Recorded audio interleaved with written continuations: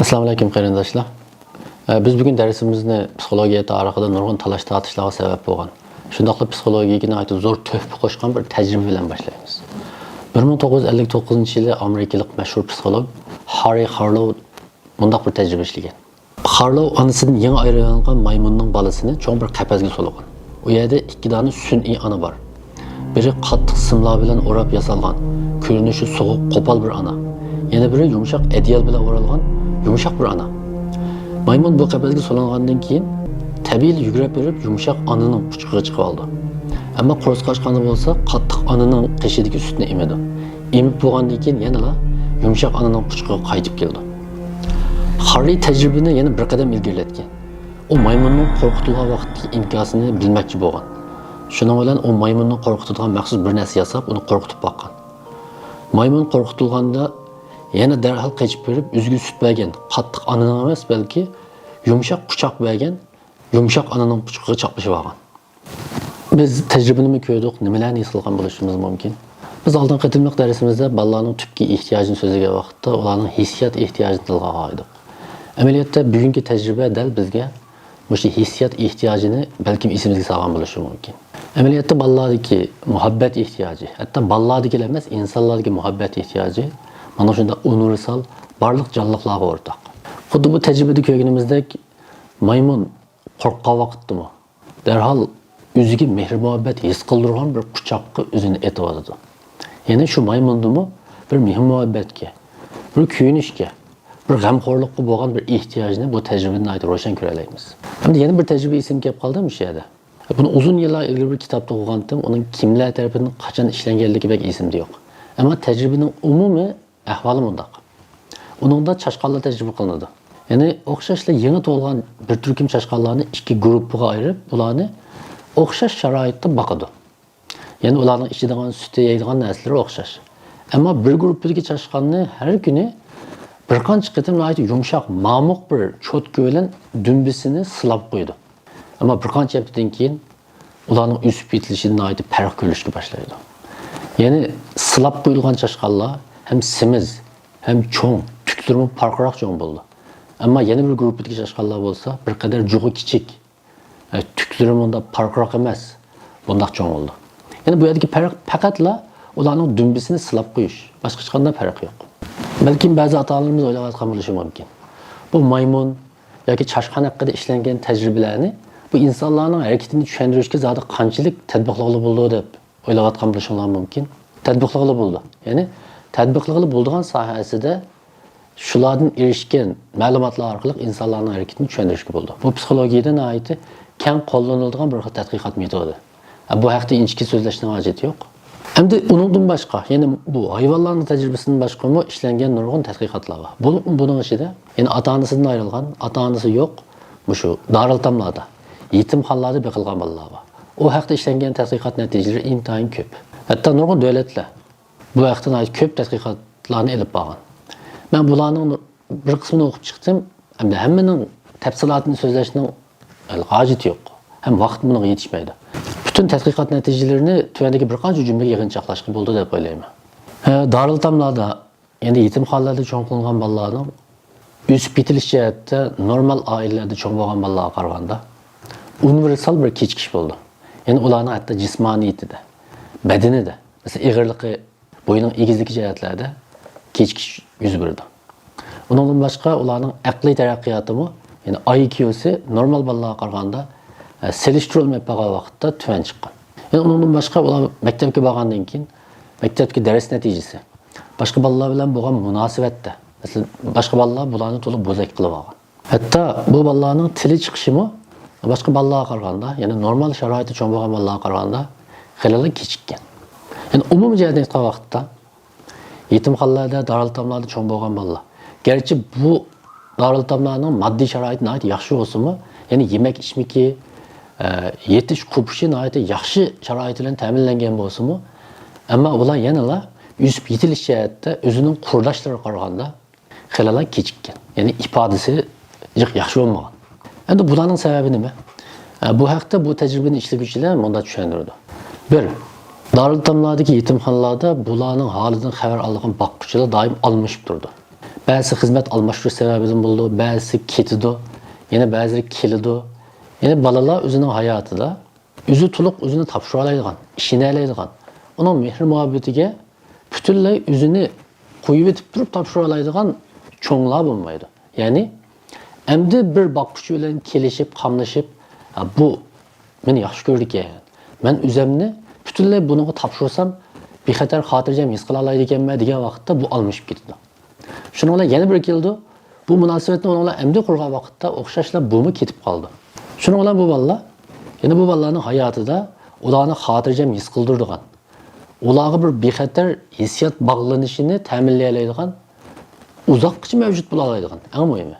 Bir cho'ng odam bo'lmaydi. Bu yerdagi uzoqqacha mavjud bo'la oladigan degan gap intayin muhim. Mesela oilalarda unday emas. Oilalarda ota-ona uzoqqacha mavjud bo'la oladi, shuning bilan bolalar bilan ularning orasida bir mustahkam bir bog' qurila oladi. Ammo yetimxonalarda, daraltamlarda unday emas. Buna bo'lg'achqa ularning hayotidagi bu cho'ng odamdan birisi bo'lishga tegishli bu bo'shliq to'liqlanmaydi. Bu bolalar psixologiyasidan aytib mashhur bir nazariya bor. Bog'lanish nazariyasi deydigan. Yani İngilizce buni attachment theory. Bu vaqtda iznishni xohlaydiganlar izni paxsanlar bo'ldi. Farzand tarbiyasi uchun aytdim muhim nazariyalarning biri deb qaraladi. Shu nazariyaning yadrolik qarashi nima desa, bolalar o'zining boqquchisi bilan uzoq muddatlik ishonch bir hissiyot beg'i o'rnata olish kerak. Bu hissiyot beg'i ularning keyingi hayotida hissiyot taraqqiyotida bo'libmi, favqulodda muhim o'ringa ega. Bolalar o'zining boqquchisi bilan qurgan bu hissiyot asosiga tayinib turib, andan keyin o'zining hissiyot olamini shakllantirdi va taraqqiy qildirdi. Agar bunda bir fursatdan mahrum qolsa, o vaqtda bu bolalarning hissiyot jihati sog'lom yetilishi ig'ir darajada daxli-tarzga uchraydi. Yana bir jihatni aytgan vaqtda bolalar o'zining boqquchilaridan, oilasida bo'lsa ota-onasidan ko'rgan bu doimlik, uzilmas mehr muhabbat orqali o'zining suyulishga, yaxshi ko'rilishga, qadr qimmatini qilishga arziydigan bir jon egasi ekanligini his qiladi. Mushuni anqirishga boshlaydi. Mushu anqirishning o'zi amaliyotda bolalarning o'ziga bo'lgan ishonchisini barpo qiladigan qadam mushu. Ya'ni bolalar menga mening eng yaqin odamim o'ch emas ekan, meni yaxshi ko'rdi ekan. Demak men yaxshi ko'radigan, yaxshi ko'rishga arziydigan bir odam ekanman deb o'ylaydi. Shuning bilan o'ziga bo'lgan ishonchisining tunji turiki mushu yerda mushu xil shaklda barpo qilinadi. Endi bu o'ziga bo'lgan ishonch haqida so'z qildik. İnşallah keyin bu vaqtda biz maxsus dars qilamiz. Chunki bu bolalarning o'sib yetilishi uchun, psixik jihat sog'lom bo'lishi uchun emas, balki buningdan keyingi hayotida bir muvaffaqiyatli hayot qurish uchun, mayli kasbda, mayli ijtimoiy hayotda, hatto keyingi oila hayotida bir baxtli, bir xushallikqa ega bir oila hayotiga ega bo'lish uchunmi, o'ziga bo'lgan ishonch intayin muhim. Men faqat Carl Rogers ismli bir psixologning bir so'zini sizlarga eslatay. Bu 20-asrda o'tgan 10 mashhur psixologning biri. Uning bunday bir gapi bor. İnsanlarning barliq psixik masalalarini, psixik dishvorchiliklarini agar bir so'zga yig'inchoqlashga, birla sababga bog'lashga to'g'ri kelsa, tegi taktin etgan vaqtda o dal insonlardagi o'ziga bo'lgan ishonchning kamligidan tug'ildi deydi. Balki biz o'ylashimiz mumkin. Bolalarga kuyinish, mehr muhabbat his qildirish, bu Uyg'ur ota-onalarga nisbatan bularning samiga selishning hojati yo'q. Uyg'ur ota-onalari bolalarni mehr muhabbat jihatda anda kamtuk his qildirib qo'ymaydi deb o'ylashimiz mumkin. To'g'ri. Haqiqatan nurg'un ota-onalar shundoq. Ammo biz e'tirof qilmasak bo'lmaydigan bir paket bor. Bo'libmi, masalan, mening yoshimdagi qarindoshlarimiz balkim kichik vaqtida ko'pincha biz qopqini turib boshqaradigan ota-onalarning qo'lida jon bo'lgan. Ya'ni bizning madaniyatimizda ota-onalarning ota-onalik amaliyotida bolalarni bek ergiltib etmaslik, o'zini yaxshi ko'rganligini bek ifodalab ketmaslik, qopqida boshqarish, bir ho'miyib qo'yish bilan boshqarish, oldida tik turadigan qilib etish bizning farzand tarbiyasi falsafamizning muhim turiklari. Endi bizning bugungi darsimiz bizning mana shu engimizga yerlashib ketgan ba'zi tushunchalarimizga jangalan qildi. Bizning realligimizmi amaliyotda ma'lum darajada shundoq. Biz kichikimizdan boshlab mehr muhabbet ota-onalar tarafidan to'g'ri ravishda singdirilmagachga va o'rgatilmagachga cho'ng bo'lgandan keyinmi bizning o'zimizning mehr muhabbatini boshqalarga his qildirishimizda og'ir masala bor. Shunlashqa shuni ogohlantirib keldi. Biz kichik vaqtimizda bek keltib qo'ysam, gadinimga minib oldi deb, gadinimizga elib ko'tirishdan qo'rqqan bolalarimiz balkim kelgusida gadinimizga minmasligi balkim desishi mumkin. Bu en qo'rqinchli bir tarafi.